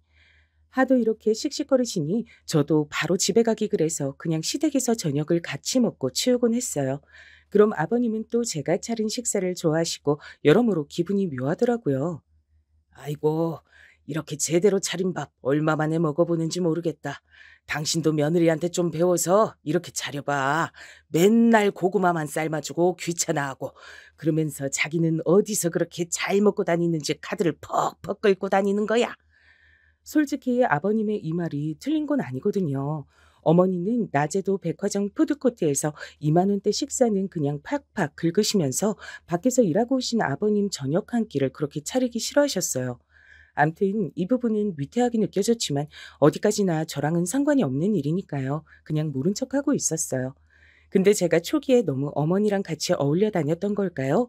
어머니는 저랑 있는 게 그렇게 편하다고 하시면서 이젠 방향을 바꿔 저희 집으로 오시기 시작한 거예요. 저는 공인중개사 공부도 해야 되고 할 일이 많은데 말이에요. 어머니, 오늘도 무슨 일 있으셨어요? 이쪽으로 앉으세요. 커피 드릴게요. 그러자 어머니는 거실에 바로 옷을 내려놓고 편히 앉으시더니 리모컨이랑 이것저것 본인 집에서 보는 양 다 돌려보시는 거예요. 사실 저는 공부해야 되는데 무척 난감했어요. 어째 이렇게 오신 모양새를 보니까 금방 집에 가실 느낌이 아니었거든요. 아니나 다를까 절 붙잡고 그렇게 아버님에 대해 헌담을 하시는 거예요. 너 아주 눈치가 빠르다, 영미야.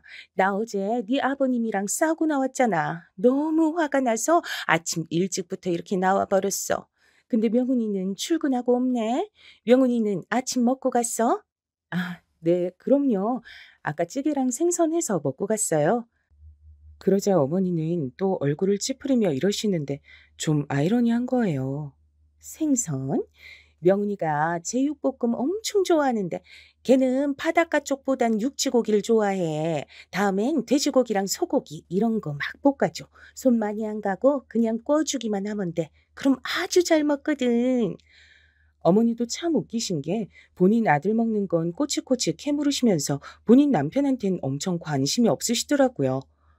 노인네가 다 돼가지고 입맛도 짜져서는 툭 하면 그렇게 반찬 갖고 타박을 하는 거야. 지는 뭐 지방이 없는 돼지고기 어느 부위로 불고기를 해달라나. 아유, 나 부산스럽고 싫어. 나가서 사 먹으면 되잖아. 그 근처에 5천 원짜리 백반집 많더만. 왜 나한테 해달라는 지원? 내가 죽을 때까지 집 밥이나 해주려고 결혼했냐고. 참, 이 부분에선 저도 모르게 슬그머니 아버님이 짠하게 느껴졌어요. 하지만 이 뒷얘기에서는 저도 움찔해서 이건 아니다 싶더라고요. 나보고 이제 카드를 뺏겠다네. 자기가 줄 생활비만 주겠단 거야. 이 나이 먹고 내가 돈 인질 잡혀갖고 눈치를 봐야겠어. 그러게 진즉 내가 일 다닌다고 할 땐 그렇게 못하게 하더니 이게 뭐냐고. 내가 지금 이 나이에 어디 가서 일하고 돈을 벌겠어? 네 아버님 일평생 그렇게 돈 갖고 사람을 쬐대던 사람이야. 사실 어머니의 이런 말들도 본인 아들이 있을 땐 안 하시고요. 꼭 저 혼자 있을 때만 와서 그렇게 아버님 욕을 하시더라고요. 근데 들어드리다 보니 저도 너무 피곤하고 따로 만나는 친구도 없으신가 싶더라고요. 헌데 내용을 듣고 있어 보면 다들 사이가 또 안 좋아요. 되게 웃긴데 한번 들어보실래요? 그 평창동 옆에 내는 시집 잘 간 덕밖에 없으면서 아주 기고만장해가지고 어디 백화점 아니면 안 보려 그런다니까. 그렇게 욕심이 넘쳐나니 뒤룩뒤룩 살만 쪄가지고 말이야. 너도 한번 생각해봐라. 이 나이에 이런 몸 가진 사람이 그렇게 흔하니? 근데 그렇게 남편 벌이 갖고 눈치들을 준다니까. 그리고 저 어디 사는 애는 지가 무슨 강남이라도 사는 줄 알아? 웃겨 죽겠어. 제가 볼 땐 어머니를 비롯해서 다 고만고만해 보이는데 뭐가 그렇게 열이 받으시는지 모르겠어요. 암튼 그분들이랑 빨리 화해하시지 왜 우리 집에 와서 이러고 계신가 싶었답니다. 저도 어느 시점부터는 도저히 공부에 집중할 수가 없어서 어머니의 이런 방문을 거절해야 했어요. 아침 8시부터 문 두드리고 들어오셔서는 밥 달라고 하시고 커피 달라고 하시고 누워서 TV 보시다가 거실에서 주무시고 점심때 나가서 밥 먹자 그러시고 그러면서 하는 말이 이거예요. 아참, 너 명훈이 혼자 보니까 아껴 써야 돼. 돈 막 쓰고 그러면 안 된다. 내일은 집에서 해 먹자. 있는 것 가지고. 그러는 본인은 뭔데 아버님 밥 한 끼 해드리는 거 아까워서 귀찮아하시나 싶은데 그게 중요한 게 아니었어요. 내일도 또 오겠다는 말을 쓱 덧붙이신 게 너무너무 신경이 쓰이는 거죠. 정말 이 무렵 때 어머니는 수시로 우리 집에 오셨고 이제 어느 무렵부턴 전화도 안 하시고 오시더라고요. 그러면서 제가 집에 없다고 서운해하시니까 슬슬 불편감이 느껴졌어요. 남편에게 상담했더니 저보고 거절을 하라네요. 아, 그래?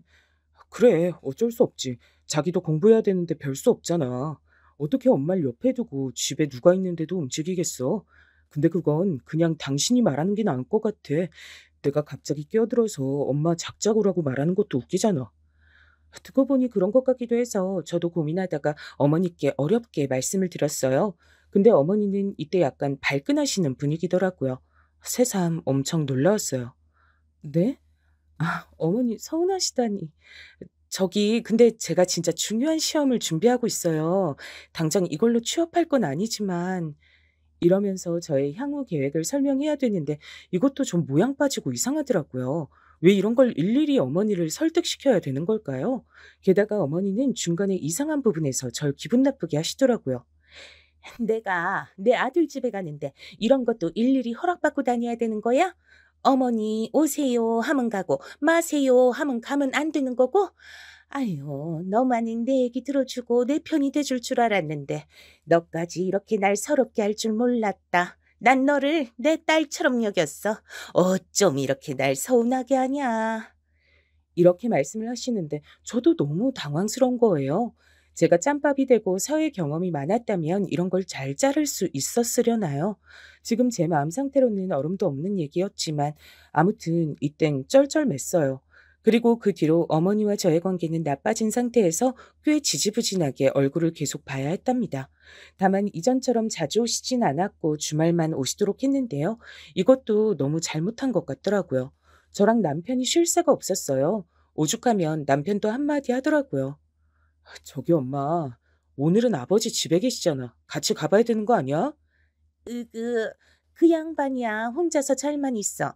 알아서 밥도 차려 먹고 무슨 개도 아니고 지가 알아서 잘만 있겠지. 그런 거 걱정할 거 전혀 없다. 신경 안 써도 돼.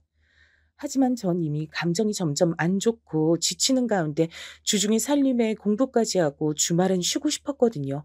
제 표정이 어두워지는 걸 본 남편이 끝내 안 되겠어서 말을 하더군요. 저기 엄마, 영미 중개사 공부하잖아. 얘도 되게 바빠.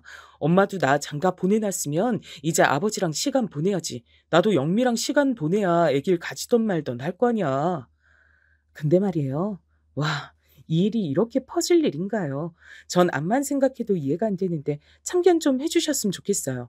어머니는 이 말에 입술을 확 깨물고 인상을 쓰시더니 할 일이 생겼다면서 막 서둘러서 집을 나가버리시더라고요. 그러고선 한참 뒤에 전 아버님으로부터 전화를 받았답니다. 진짜 웃기지도 않아요. 대뜸 아버님께서 절 막 야단치시지 뭐예요. 예, 세아가. 너 네 시애미한테 무슨 서운한 말씀을 드린 게냐? 한창 사이좋게 잘 어울려 다니는 것 같더니 왜 이런 관계가 되었어? 그러지 말고 어머니가 너보다 한참 윗사람 아니냐? 네가 비도 잘 맞춰드리고 기분도 달래드리고 그래라. 아버님, 전 그게 무슨 말씀이신지 이해가 잘 안 되는데 어머니께 제가 어떤 말씀을요? 저 오늘 딱히 드린 말이 없는데. 근데 여기서 아버님이 갑자기 버럭 화를 내시는 거예요. 진짜 환장하겠더라고요. 야단치시는 아버님보다 이렇게 뒤에서 이간질하고 조종하는 어머니가 더 역겹고 싫어졌어요. 너 정말 몰라서 묻는 건 아닐 거 아니냐? 네가 우리 명훈이한테 시애미 오는 거 불편하다고 하소연했다며. 그걸 갖다가 남편을 시켜서 그렇게 말하게 하면 아들 엄마 사이도 나빠지고 네가 한 가정이 시집와서 그건 아주 잘못하는 거다. 그리고 말 맞더나 엄마가 아들 집에 뭘 그리 자주 갔다고 그렇게 눈치를 주는 게야. 좌우지간 네가 어머니 기분 좀 풀어드리라. 저는 이 전화를 끊고 어이가 없어 남편에게 말했고 남편도 듣고 머리를 마구 헝클어뜨리더니 엄청 스트레스를 받더라고요. 그래서 본인이 해결할 줄 알았더니 이걸 왜 또 저한테 떠넘기는 거냐고요. 별 수 없어. 이건 그냥 영미 네가 엄마 풀어주는 수밖에 없어. 내가 여기서 또 나서면 일 더 커진다니까. 저봐, 엄마 울고불고 난리 났지. 엄마 아버지가 아무리 투닥거려도 엄마가 저렇게 작정하고 아버지한테 일러 바치고 하면 뭐라 못해. 이번엔 그냥 영민이가 딱 죽은 셈 치고 엄마한테 좀 맞춰줘. 내가 왜 그래야 하는데? 자기는 우리 엄마한테 내가 이런 일로 사과하라고 하면 할 거야? 그리고 도통 내가 잘못한 게 뭔지 모르겠어. 그럼 앞으로 어머니 더 자주 드나드실 텐데 그걸 그때마다 내가 참고 대접하라고? 저는 끝내 어머니에게 연락하지 않았고 남편도 한숨 푹푹 쉬어대다가 결국 포기하더라고요. 그러고 꽤 냉정 상태에 있던 와중 저는 얼마 안 가 임신을 했다는 것을 알게 됐어요. 그런데 어머니는 갑자기 전화 오셔서는 마치 그런 일은 전혀 없었던 사람처럼 말씀하시는 거 있죠? 진짜 푼수 중에 상푼수 같아요. 아이고, 잘 됐다. 있잖아. 난 아들이고 딸이고 그런 거 전혀 안 가리는 사람인 거 알지? 나는 그런 거 차별하는 시어머니가 아니야. 그런 건 다 늘 딸이들이지. 그나저나 너무 잘 됐다. 요즘 그렇게들 태교 여행으로 동남아니 어디니 간다더라고. 우리 미리 비행기 티켓이라도 끊어놓자. 아니 세상에. 애초에 태교 여행 같은 거 갈 생각도 없었지만 누가 그런 걸 시어머니랑 같이 가나요? 어머니는 아주 당연하게 아버님은 빼놓고 본인만 따라갈 생각을 하시더라고요. 남편에게 물어보니 또 엄마를 말릴 수 없다고 하는데 와중에 저는 물어봤어요. 그럼 나도 하나 물어보자. 이거 비용은 누가 대주는 거야? 우리 지금 그럴 여유 없는 거 알지? 당신이랑 나도 겨우 갈까 말까야. 난 사실 강원도 어디 1박으로 가도 상관없고 안 가도 문제 없었어. 비용 우리 보고 내라고 하시는 거면 난 못 간다고 할래. 그런데 남편이 의외의 말을 하더라고요. 한편으론 어머니가 정말 너무 철없어 보였어요. 이거는 아버지가 되시는 거래. 손주건 손녀건 아무튼 경사니까 축하해주는 의미로 말이야. 다른 건 몰라도 비행기랑 호텔 값은 내주신다고 하더라고. 세상에. 그럼 아버님은 안 가시고? 아버지까지 가긴 좀 부담스러우니까 돈도 그렇고. 근데 저는 생각할수록 이해가 안 됐어요. 제가 임신을 한 게 왜 시댁이랑만 축하할 일인지. 저는 홀로 저를 키워낸 친정엄마 생각도 많이 났거든요. 저 한창 초기 입덧할 때도 엄마가 퇴근길에 와서 챙겨주곤 했는데 왜 아무런 덕도 안 끼친 어머니가 여기 끼시는 걸까요? 그런데 친정엄마는 신경 쓰지 말고 자꾸 그냥 다녀오라 하는 거예요. 너는 내가 시집살이 안 해봐서 모른다고 하지만 뭐 그 말이 맞을지도 모르지. 아무튼 그래도 어른들이 축하해 주자고 좋은 마음으로 그러시는 거니까 그냥 받아들여. 거기다 감사하게 또 내주신다잖니. 한두 푼도 아닌데 며느리 그렇게 챙겨주기 힘들지. 너도 그 김에 좋은 시간 갖고 와. 엄마, 내가 말했잖아. 그 자리에 우리 어머니도 따라간다니까. 어머니는 벌써부터 거기 가서 마사지 받고 수영하고 뭐 먹으러 다닐 궁리만 하고 계셔. 누구네 집이 갔다 왔다고 나보고 일정도 짜래. 임산부 며느리한테 이렇게 하나하나 다 받으려고 하는 게 말이 돼? 엄마도 여기서는 좀 난감했는지 더 말을 얹진 않으셨지만 하여간 저는 이 여행에 불만이 아주 많았어요. 그리고 이때 아버님까지 결국 제가 우겨서 모시고 갔답니다. 어머니는 죽어도 싫다는 거 제가 살아야겠어서 모시고 가자고 남편에게 우겼어요. 아버님이 비용을 저렇게 힘들게 일해서 다 대주시는데 왜 아버님을 빼놓고 가? 그리고 아버님이 계셔야 어머니 또 붙어서 의지할 사람이 있고 같이 다닐 사람이 있지. 내가 아무리 안정기라지만 가서 나도 내 몸 컨디션 어찌 될지 몰라. 그때마다 어머니한테 끌려다니고 어머니가 아들 아들 하면서 당신 데려가면 난 어떡해? 모두가 행복하려면 그리고 아버님 위해서라도 아버님이 가셔야 돼. 이래서 아버님까지 다 같이 가게 됐고요. 결과는 멸망 그 자체였어요. 이후로 우리는 두 번 다시 해외로 떠나는 가족여행, 아니 시댁 가족여행 자체는 설계를 하지 않게 됐답니다. 왜냐면 가서 어머니랑 아버님은 사사건건 계속 다투셨고 우리에게 하소연하시고 아버님은 혼자 남아 짠해지고 이런 일들의 연속이었거든요. 한 가지 저도 얻은 게 있다면 그나마 아버님이랑은 말이 통했단 거예요. 아버님도 초반엔 본인 부인 말만 듣고 저한테 뭐라 하셨는데 이때 여행 가시고 절 다시 보셨거든요. 좌우지간 며느리 네가 고생이 많구나. 네 시어머니가 보통 까탈스럽고 사치스러운 게 아니야. 사실 여행도 그렇게 가야 된다고 젊은 날 자긴 고생했다고 질질 짜면서 명운이네 부부랑 여행 가고 싶다 하니까 내가 대준 것뿐이야. 여기 나보고 같이 오자고 말해준 것도 우리 며느리고 저 사람은 여기 와서도 저렇게 나한테 불만이 많은 이원. 어머니랑 아버님은 태국 길가 한 복판에서도 싸워서 가이드가 어쩔 줄 몰라 했고 마사지 받으러 가서도 사인 안 맞아서 싸우고 그냥 모든 게 엉망진창이었어요. 다시는 이런 여행은 하지 말자고 돌아오는 비행기에서 냈다 크게 다짐을 했었더랬죠. 심지어 중간에 시장에서 물건을 살 때도 어머니는 저를 막 부리려고 하시는 거예요. 예, 영미야. 네가 가서 이것 좀 달라고 물어봐. 아, 맞다. 이건 얼마고 저건 얼만지도 물어보고 이거 해봐도 되냐고 해. 아니다. 저건 어떤가? 아, 빨리 가서 물어봐 니가. 이러면서 옆구리로 자꾸 저를 툭툭 쳐재시는데 전 오만 짜증이 다 나는 거예요. 아직 입덧이 완전히 다 가시지 않아서 속이 울렁거리고 동남아 날씨도 안 맞고 역한데 자꾸 끌고 다니면서 시키시니까요. 저기 어머니 저 속이 안 좋아서 저희 남편 화장실 갔으니까 오면 물어보세요. 그런데 어머니는 제 등짝을 세게 내리치면서 막 재촉하시는 거예요. 예, 그럼 저거 누가 사가버리면 어떡해. 빨리 가서 얼른 물어보기만 하라니까. 그게 뭐 시간이 걸려? 얼른 갔다 오라고 글쎄. 그런데 이때 갑자기 고함 소리가 들리면서 일순간 조용해졌어요. 내 마음의 소리가 밖으로 튀어나온 건가 싶을 정도로 아주 격하게 말이에요. 근데 그 소린 제가 아닌 아버님이셨어요. 당신이 해? 왜 그걸 자꾸 남을 시켜대?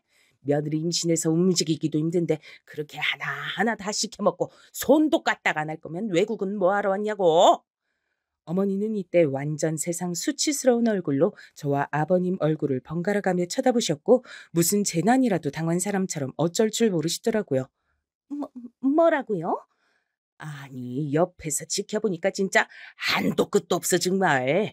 오는 내내 와서도 가는 날까지도 뭐 하나 지 손으로 하려는 것도 없고 죄다 다 받기만 하려고 하고 어쩌려는 거야 진짜.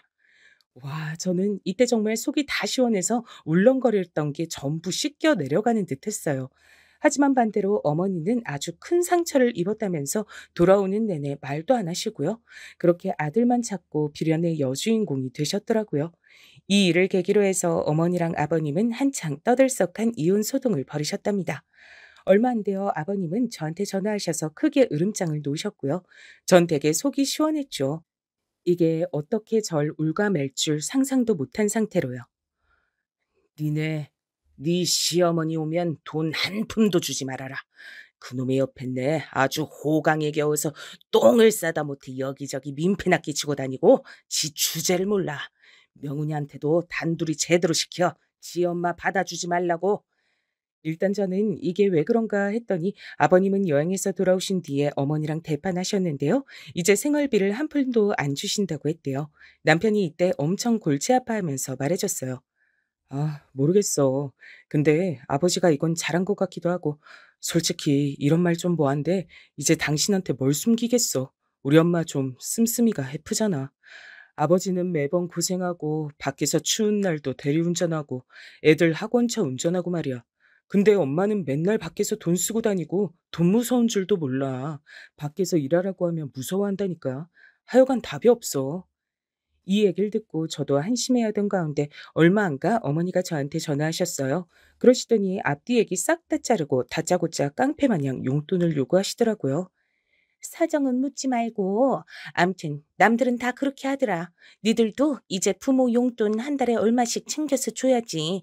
이 얘기도 되게 내가 늦게 하는 거야. 못해도 한 달에 50만 원씩은 내 앞으로 보내라.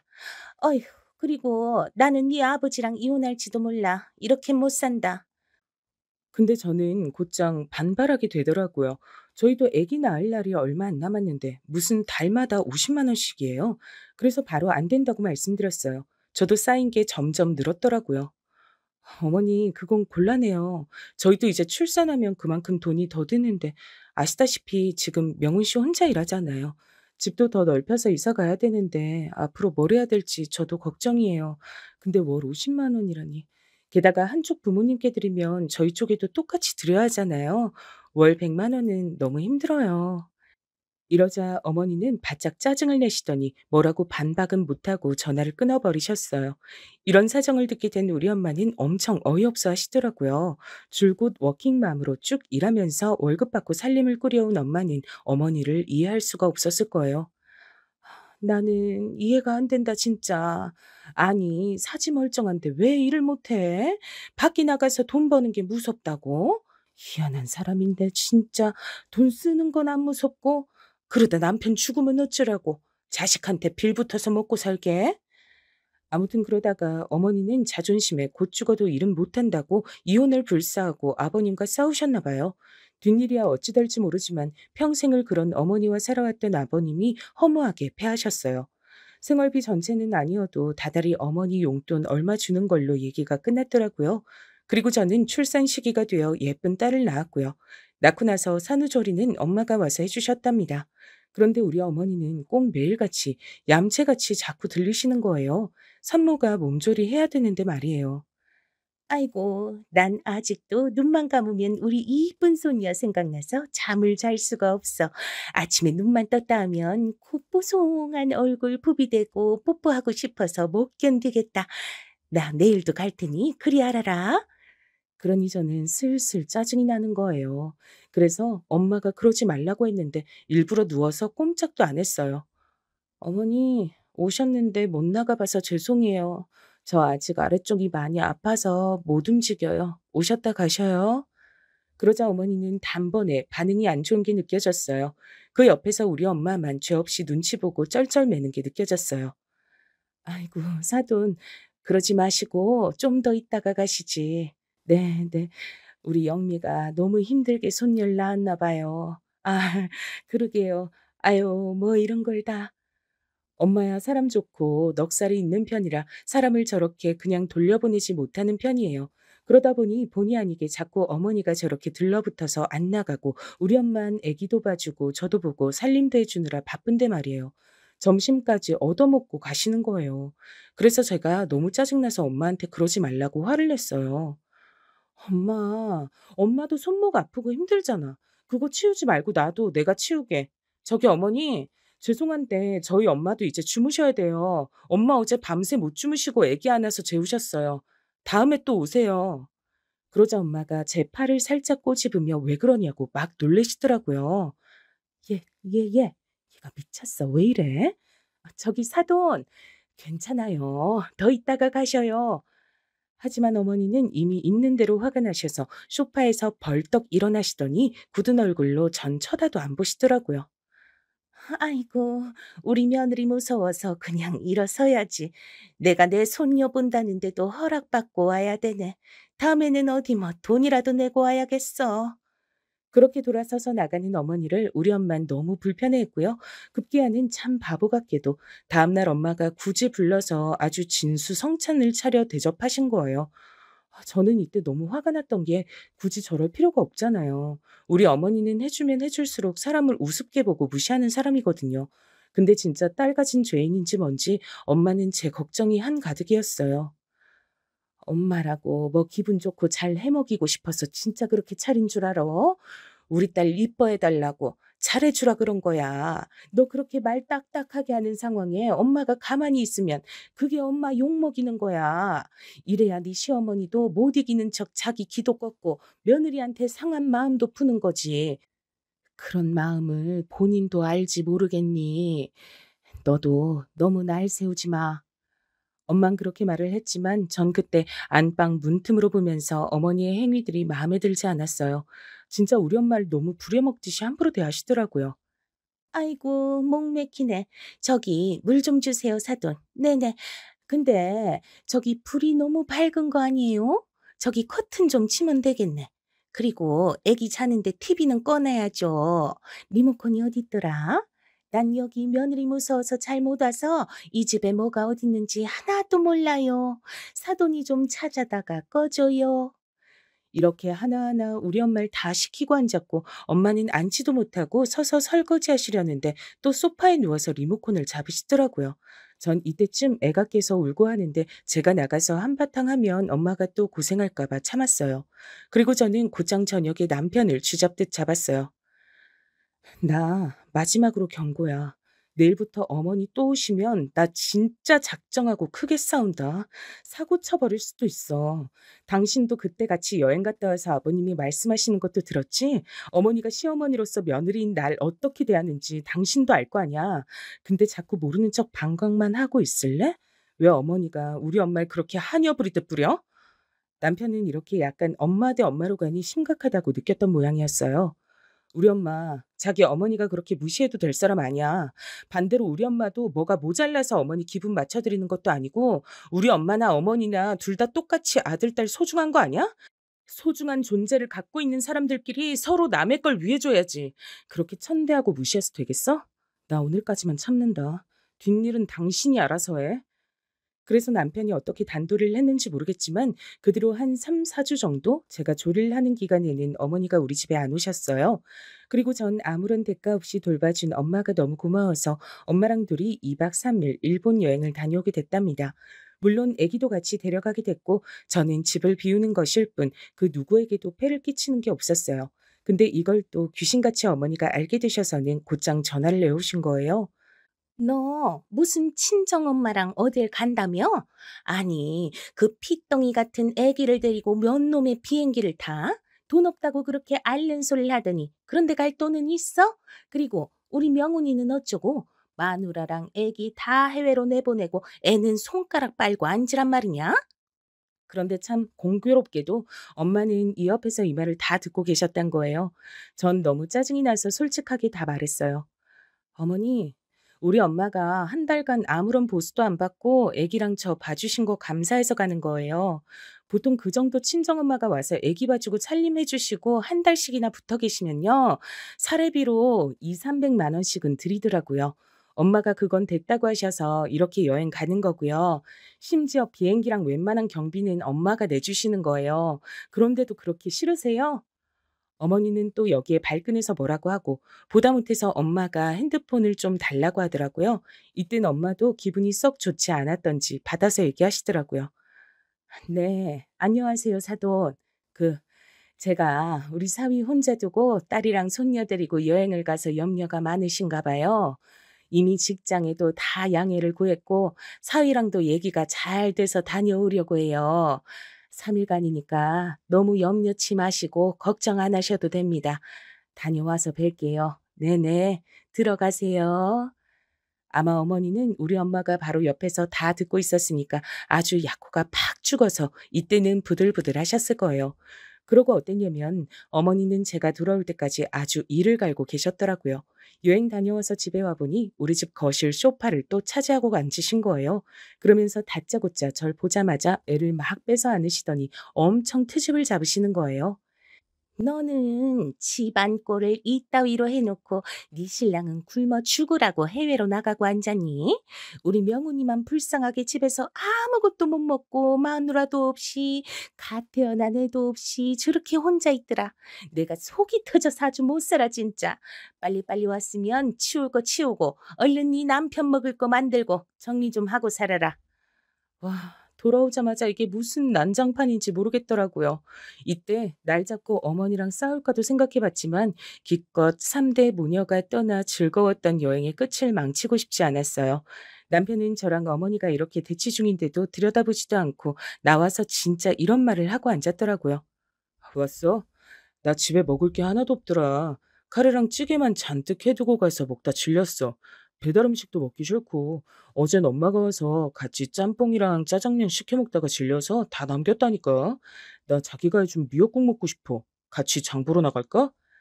아, 여기서 얼마나 짜증이 나던지. 전 비행기 타고 공항에서 여기까지 힘들게 왔는데 애를 내려놓고 짐 풀자마자 밥을 해야 하는 걸까요?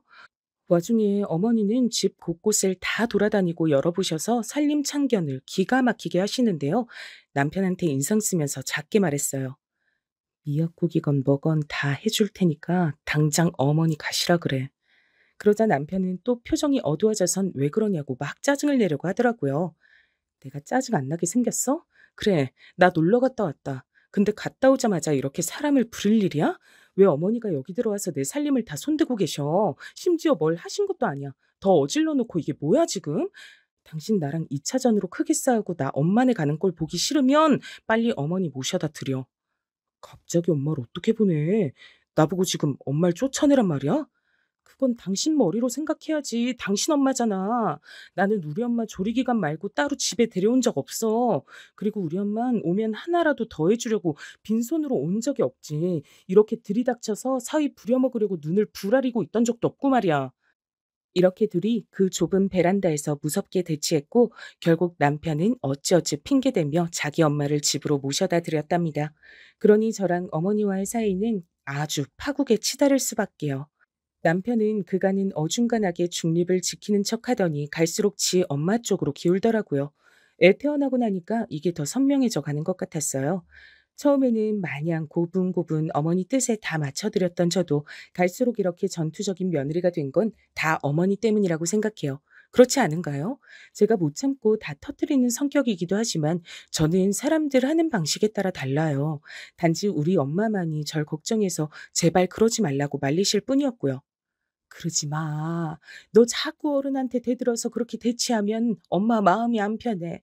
네가 문제없이 살아야지. 엄마도 걱정을 안 하지. 그런데 이제 사실 터질 게 터졌다고 생각은 드는데요. 우리 엄마마저 못 견디고 터지게 된 날이 오게 됐어요.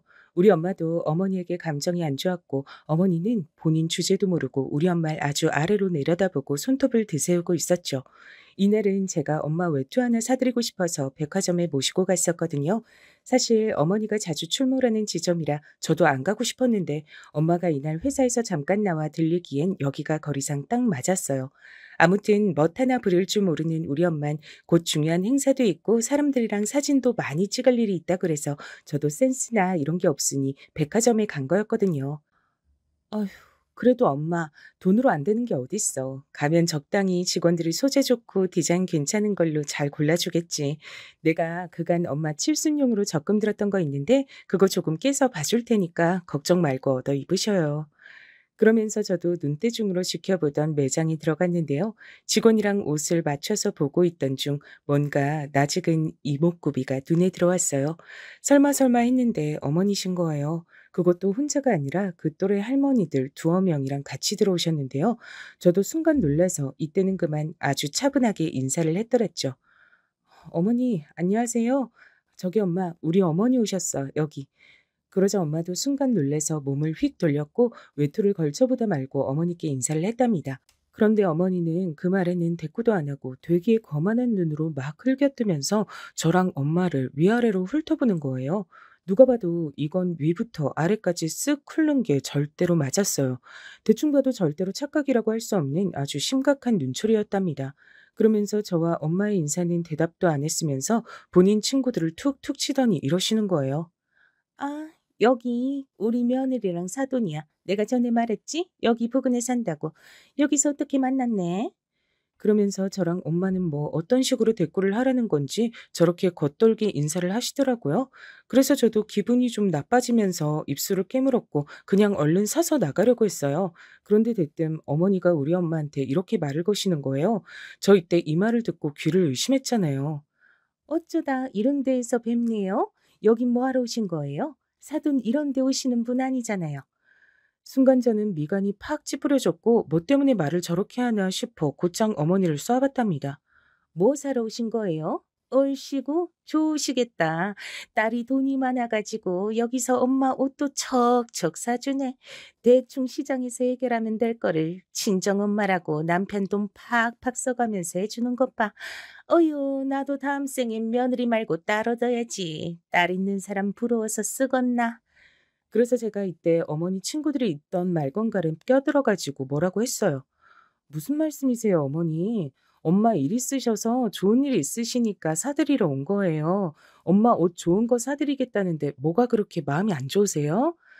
이렇게 저랑 엄마랑 대치하는 분위기가 되니 결국 매장 안에 있던 사람들이 다들 시선이 우리 쪽으로 향하던 차 어머니는 그걸 또 재빠르게 의식하고 막말을 하는 거 있죠?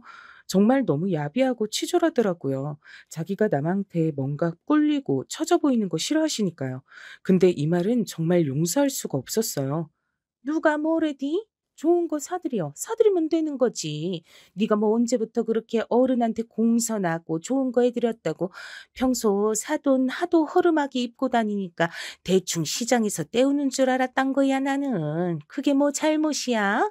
웬일로 유난을 떨면 이때 어머니는 얼굴이 완전 옆으로 훅 돌아갔고 그때 손이 날아간 건 제 손이 아니라서 저도 얼른 옆을 봤어요. 제 손이 먼저 올라가기 전에 엄마와 동행하는 비서분께서 먼저 손을 대셨더라고요. 그러니 엄마는 당황한 얼굴로 비서분을 말리려고 들었고 어머니는 진짜 눈까지 완전 돌아서 우리 쪽을 쳐다보더라고요.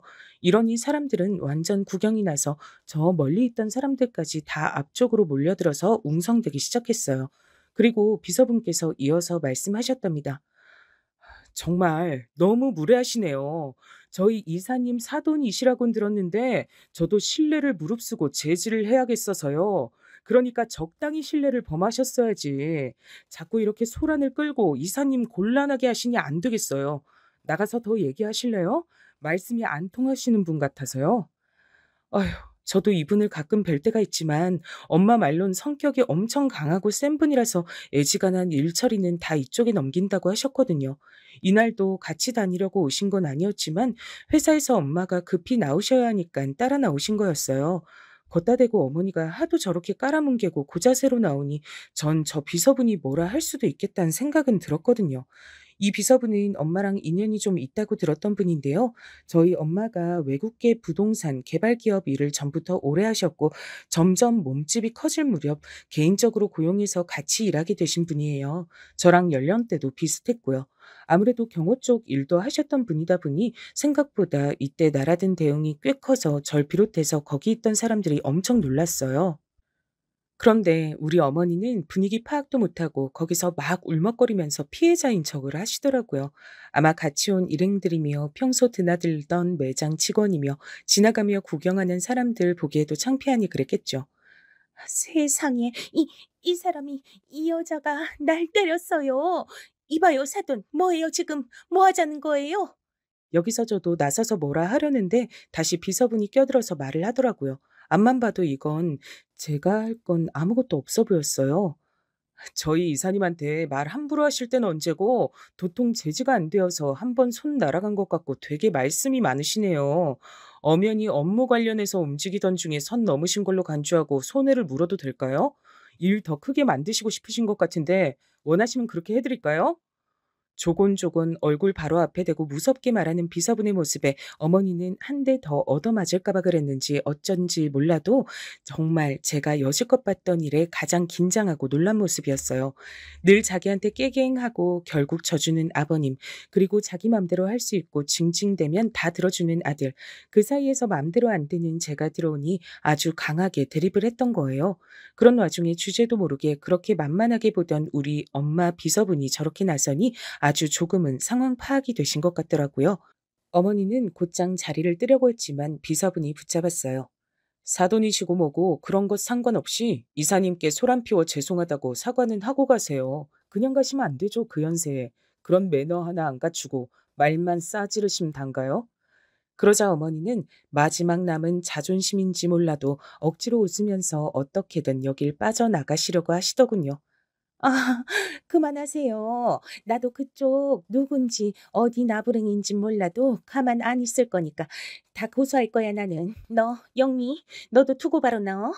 어머니 왜 저한테 그러세요 갑자기? 전 아무것도 안 했어요. 어머니가 먼저 우리 엄마한테 선 넘으셨잖아요. 엄마는 이때 골치가 아팠는지 그냥 가자고 했지만 비서부는 안 된다고 했고 사실 제 맘도 그랬어요. 이런 기회는 두 번 다시 안 올 거기 때문에 한 번 계기가 있을 때 제대로 상황을 진행해보고 싶더라고요. 저는 여기 비서분 말이 맞다고 생각해요. 엄마한테 사과해 주세요, 어머니. 멀쩡히 볼 일 있어서 옷 사러 왔고 둘러보고 있는 사람한테 무슨 여기 올 주제가 안 된다는 둥 시장이나 가란 소리를 고상하게 하고 계세요. 저랑 엄마가 뭐 바본 줄 아세요? 그동안 가만히 있으니까 그런 말 해도 되는 줄 아시는 거죠? 이 김에 제대로 사과하시고 선 그었으면 좋겠어요.